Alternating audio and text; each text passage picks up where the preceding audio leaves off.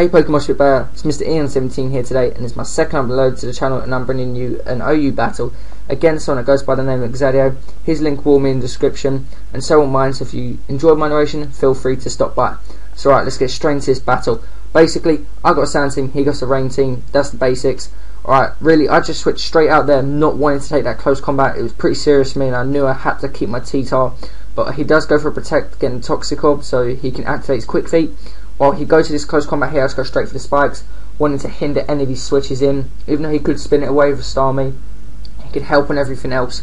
So right here, I'm going to go for Brave Bird, knowing he's at -1 defense, and it's stab, and it will do a good amount of damage coupled in with the sand and the toxic damage from the Toxicorp. He does go for that sword stance, which mostly wasn't the smartest play, but I suppose it was the only thing he could do. He was maybe thinking that I would actually either roost or Sepulum for layer spikes. So now he switches out to his Jirachi. I'm pretty scared. Obviously they can carry Thunder, Thunderbolt, but I was thinking straight away, you know, bulky set. Go to my right Mosh here. Here's a defensively bulky set, so I knew I could take a Body Slam, or obviously Stealth Rocks doesn't even hit me, but he could set him up. He does go for 2 Calm Minds here, while I do go for the Will-O-Wisp, because I knew I needed to get it, because judging now that he's Calm Mind set, he's no real reliable form of recovery apart from leftovers, and that it would get some nice damage off over time, which would be good. So right here, I want to keep my Rotomosh for later, as he is running that rain team with quite a lot of water types, so I know it can be pretty useful with its Volt Switch. So I do switch out to Tyranitar here. Obviously he's a good special wall, and he actually carries Psyshock. Didn't really expect it, but I suppose it can hit Gastrodons hard, maybe the main purpose, or actually Rotomoshes in general as well. So while he does go for a third Calm Mind, I do go for a Crunch. You could be thinking he should have attacked straight away. Well, really, Sand gives me +1 special defense, so right now he's at +2 Calm Minds in theory, and not 3, or using 3 instead of 2, whatever. So right here I do go for another Crunch as he goes for that Thunder, and his one doesn't do too much, does just under a quarter. Finish him off with that last Crunch, and I happen to get away with that exchange quite lucky. I mean, I didn't get paralysed by 2 Thunders from a Jirachi. That is pretty lucky overall.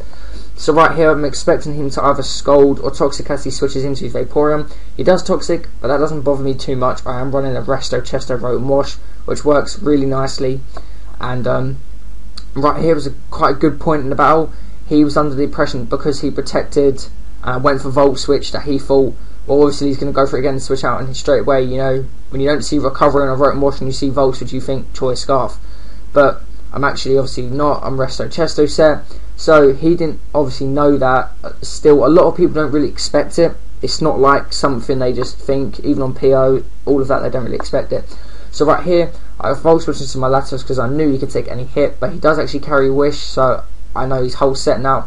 Right here I thought I carried Thunderbolt, but I knew he was going to protect it anyway, and I knew as well that Terrakion can hit much harder. I'm running a Choice Banded set, Adamant Nature, and I'm about to hit him with a stab close combat. Now that's going to hit like a truck, especially against this is most probably a defensive max HP Vaporeon, and that does about 80%. I'm impressed. Now Terrakion does survive this Scold, mainly because I +1 special defense boost from Sand, so I knew I could go in to Terrakion to go for close combat Vaporeon, because even though he would get -1, I'd be at like my normal special defense, which is actually quite decent, which is I think 216, and because he's a bulky set, I knew I could take that Scold, which I do sort of alright. So right here he does go to his Politoed. I'm a bit shaky on what he's going to do. Really just wants to scout bulky set or Choice Scarf set. Happens to go for Hydro Pump, so he's definitely Choice Scarf or Choice Specs. Right here, this gives me the nice pivot switch into Tyranitar to get up that Sand to either force him out clearly into something else, and because of that I knew Crunch would hit anything on his team, or if he stayed in with Politoed it would do a lot of damage. Happens to go out to Tentacruel, does obviously quite a big amount, mainly because I got a crit. Didn't really matter on the outcome of the battle that much, it just mattered here for him maybe getting some extra damage off.